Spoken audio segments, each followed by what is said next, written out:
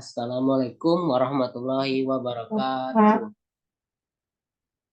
Perkenalkan nama saya Indra Agustin dengan NIM C1C022099.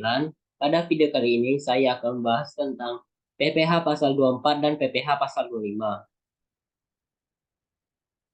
Selanjutnya yaitu pokok pembahasan pada video kali ini yaitu tentang PPh pasal 24 tentang kredit luar negeri dan PPh pasal 25 orang pribadi dan badan.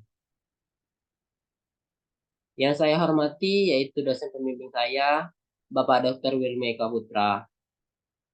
Selanjutnya masuk kepada materi kita yaitu PPh pasal 24. Jadi apa itu PPh pasal 24? Jika berdasarkan aturannya, PPh pasal 24 diartikan sebagai peraturan yang mengatur hak wajib pajak untuk memanfaatkan kredit pajak mereka di luar negeri untuk mengurangi nilai pajak terhutang yang dimiliki di Indonesia. Pajak yang dibayar atau terhutang di luar negeri atas penghasilan dari luar negeri yang diterima atau diperoleh wajib pajak dalam negeri boleh dikreditkan terhadap pajak yang terhutang berdasarkan undang-undang ini dalam tahun pajak yang sama. Bunyi pasal 24 nomor 1 Undang-Undang nomor 3 Undang-Undang nomor 36 tahun 2008 tentang PPh. Selanjutnya, PPh 24 kredit pajak luar negeri. Berdasarkan Undang-Undang PPh, atas pajak yang dibayar atau terutang di dalam negeri yang diterima atau diperoleh wajib pajak dalam negeri boleh dikreditkan terhadap pajak yang terutang dalam tahun pajak yang sama. Sedangkan untuk penghasilan berupa dividen dilakukan dalam tahun pajak pada saat diperolehnya dividen. Hal ini untuk meringankan beban pajak ganda yang mungkin terjadi. Namun, tidak semua pajak terhutang di luar negeri dapat dikreditkan di Indonesia. PPh pasal 24 dapat dikreditkan terhadap pajak yang terhutang di Indonesia sesuai ketentuan. Terdapat batas maksimum kredit, yaitu yang pertama, yaitu metode penkreditan terbatas atau ordinary credit method adalah besaran kredit pajak luar negeri tidak boleh melebihi perhitungan pajak yang terutang berdasarkan pasal 24 ayat 2 Undang-Undang PPh. Perhitungan kredit pajak berpegang pada peraturan batas maksimum dengan mengambil nominal terendah dari satu jumlah pajak yang dibayar atau terutang di luar negeri, dua penghasilan luar negeri atau PLN atau penghasilan kena pajak dikali PPh terutang. Yang ketiga, jumlah PPh terhutang untuk seluruh penghasilan kena pajak dalam hal penghasilan kena pajak lebih kecil dari penghasilan luar negeri.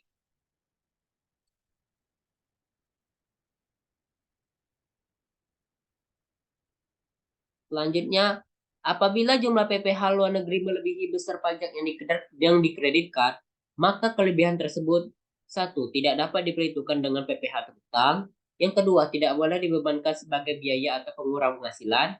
Yang ketiga, tidak dapat dimintakan restitusi. Restitusi.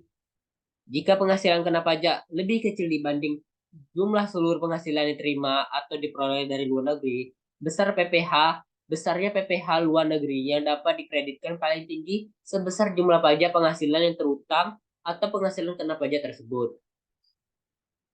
Selanjutnya yaitu ada daftar sumber penghasilan luar negeri. Sumber penghasilan luar negeri, penghasilan dari luar negeri yang dapat menjadi pengurang pajak atau boleh dikreditkan di dalam negeri adalah ada penghasilan dari saham dan surat berharga lainnya, ada pendapatan lain berupa bunga, royalti, dan sewa yang berkaitan dengan penggunaan harta benda bergerak. Lalu ada jasa imbalan berhubungan dengan jasa pekerjaan dan kegiatan. Lalu ada keuntungan dari penghasilan saham dan surat berharga lainnya. Pendapatan yang berupa sewa terkait dengan penggunaan harta benda tidak bergerak. Yang terakhir keuntungan dari pengalihan harta tetap. Selanjutnya kita masuk kepada tarif PPh 24 kredit dari luar negeri. Tarif PPh pasal 24 pajak luar negeri adalah tarif yang dikenakan pada penghasilan yang peroleh dari luar negeri dan memperhitungkan kredit pajak yang sudah dibayarkan luar negeri. Pada tahun 2021, tarif PPh pasal 24 kredit pajak luar negeri Indonesia adalah sebagai berikut. Yang pertama, pendapatan bunga, tarif pajaknya 15% atau 10% setelah memperhitungkan kredit pajak luar negeri. Yang kedua, ada pendapatan dividen, tarifnya sebesar 15% atau 10% setelah memperhitungkan kredit pajak luar negeri. Yang ketiga, pendapatan royalti, tarifnya sebesar 15% atau 10% setelah memperhitungkan kredit pajak kredit pajak luar negeri. Yang terakhir pendapatan lain dari luar negeri, pendapatan lain dari luar negeri. Tarif pajaknya itu sebesar 20% atau 10% setelah memperhitungkan kredit pajak luar negeri. Selanjutnya kita masuk ke contoh perhitungannya, yaitu ada seorang wajib pajak individu Indonesia menerima dividen dari perusahaan asing sebesar $10.000. Tarif PPh pasal 4 adalah 15%, tetapi wajib pajak telah membayar pajak di luar negeri sebesar $1,150 pada dividen tersebut. Lalu yang kita dapatkan yaitu pendapatan dividen sebesar 10.000, tarif PPh pasal 4 yaitu sebesar 15%, dan kredit pajak luar negeri sebesar $1.500. Langkah perhitungan yang pertama, hitunglah pajak yang seharusnya dibayarkan berdasarkan tarif PPh pasal 4 tanpa memperhitungkan kredit pajak luar negeri, yaitu $10.000 dikali 15% sama dengan $1.500. Lalu kita hitung kredit pajak luar negeri yang dapat diklaim. Wajib pajak dapat mengklaim kredit pajak luar negeri sebesar $1.500 sesuai dengan pajak yang telah dibayarkan luar negeri.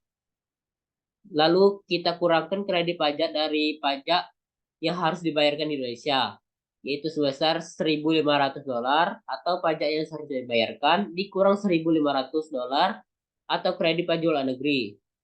Kredit pajak luar negeri yaitu jumlahnya sama dengan $0. Dalam hal ini, dalam contoh ini, karena wajib pajak telah membayar pajak dividen di luar negeri sebesar $1.500, pajak yang harus dibayarkan di Indonesia menjadi $0. Artinya wajib pajak tidak perlu membayar tambahan pajak di Indonesia karena kredit pajak luar negeri telah mencakup seluruh pajak yang harus dibayarkan.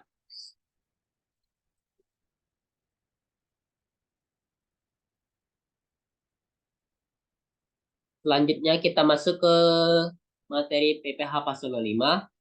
Jadi apa sih PPh pasal 5? Merujuk pasal 25 ayat 1 Undang-Undang Nomor 38 tahun 2008, pengertian pajak penghasilan PPh 25 adalah pembayaran pajak atas penghasilan secara angsuran setiap bulannya dalam waktu 1 tahun. Sebagai pemahaman dasar, pajak penghasilan PPh pasal 5 tidak dikenakan pada objek pajak tertentu, melainkan hanyalah metode pembayaran pajak yang memiliki tarif sebagaimana diatur dalam peraturan perundang-undangan perpajakan. Tujuan adanya metode pembayaran pajak penghasilan pasal 05 ini tidak lain agar tidak membebani membebani wajib pajak, sehingga wajib pajak dapat membayar pajak penghasilan terutangnya dengan cara diangsur mengikuti mekanisme dan sesuai tarif PPh pasal 25 badan bagi wajib pajak badan maupun pribadi. Artinya, wajib pajak badan tidak harus membayar seluruh PPh terutangnya secara langsung, tetapi memiliki opsi dengan cara diangsur setiap bulan sehingga tidak membebani.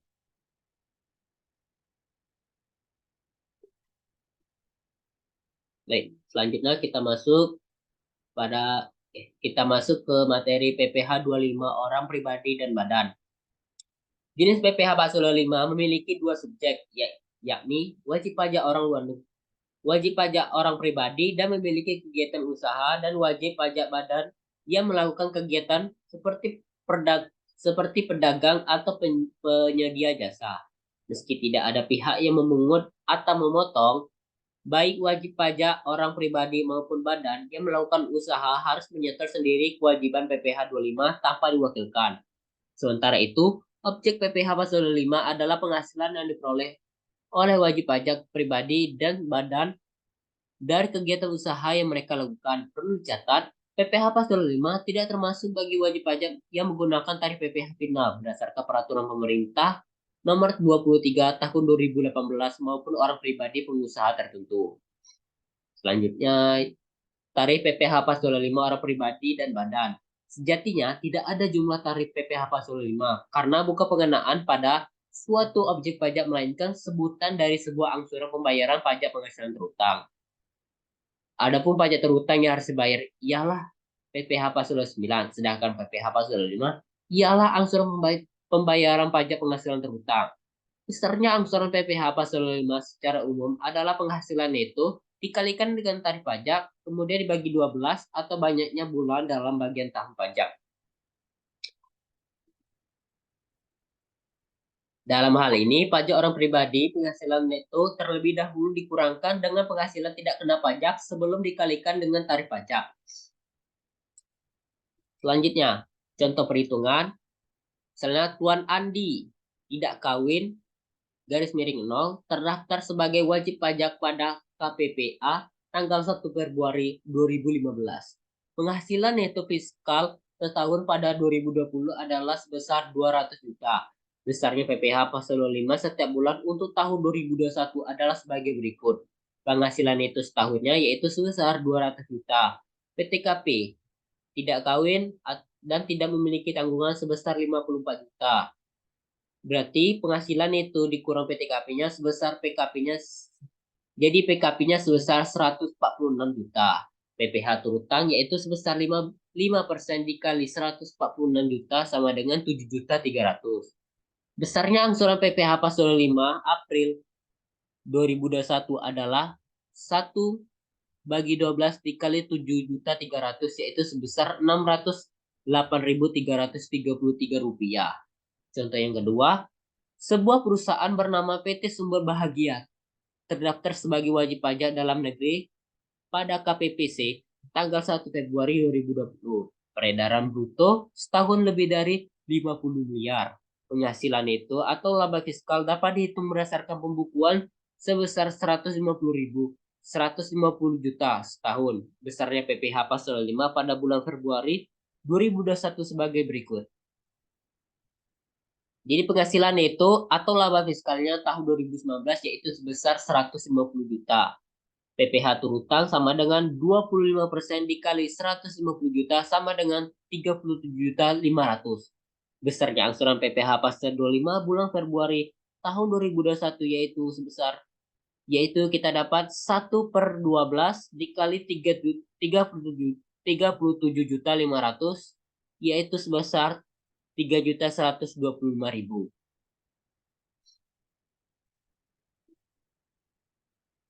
Sekian dari hasil presentasi saya. Saya akhiri. Wassalamualaikum warahmatullahi wabarakatuh.